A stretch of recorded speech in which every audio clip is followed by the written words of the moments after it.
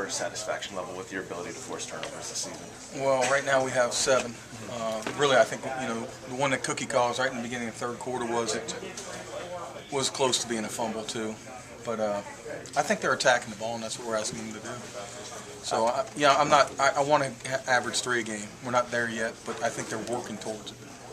And now that you've had some time to kind of digest what went on Saturday, I know after the game, probably a blur, but what did you see out of them, and what are you guys focusing on this weekend ready for Texas?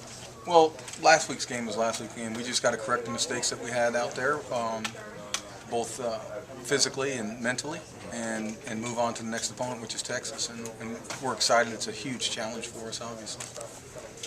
Go ahead. The challenge that Texas gives you is multiple shifts. Like every third play, you're going to get tight ends moving, motion, and they try to confuse you with all the movement of their offense, and then they settle down and trying to run the ball down your throat. We as a defense have to just let them move. We get set in our ways, we read our keys and go from there, but it's going to be a big challenge. One of the things I believe you'd said was that you were going to look into maybe making some personnel changes too after last week. Have you decided on any of that, or? We're still working through that. Okay. We're still working through that. We're going to do some things to hopefully make those players better. That's our job as coaches, is make the players better, and we just got to keep coaching them up. If that's all we have. That's all we have.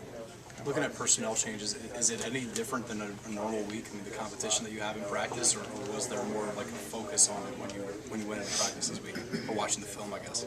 Well, they saw the mistakes on film, and now we have an opportunity to correct them. And as coaches, our job is to show them the mistakes on film.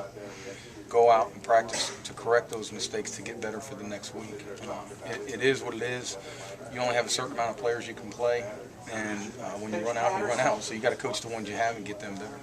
At any point, is it a question of confidence when guys do get beat, when guys don't perform maybe to the level you or they wanted for themselves? Do you have to build them back up? I think that's human nature. Anytime you fail at anything or don't do as well as you wanted to in anything, you get down on yourself.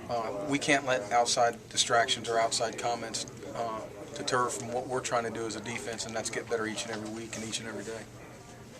How about their quarterback, David Ashe? Seems to really have come along in the last couple of games for them. Oh, he's a tremendous athlete.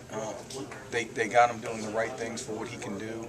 His completion percentage is off the chain. He's throwing balls that he can complete, and they're doing enough in the run game to not put all the burden on him. They got great receivers. They got 2 great running backs. There's a huge offensive line. I mean, you name it. I mean, they're Texas, and everything's bigger in Texas, right?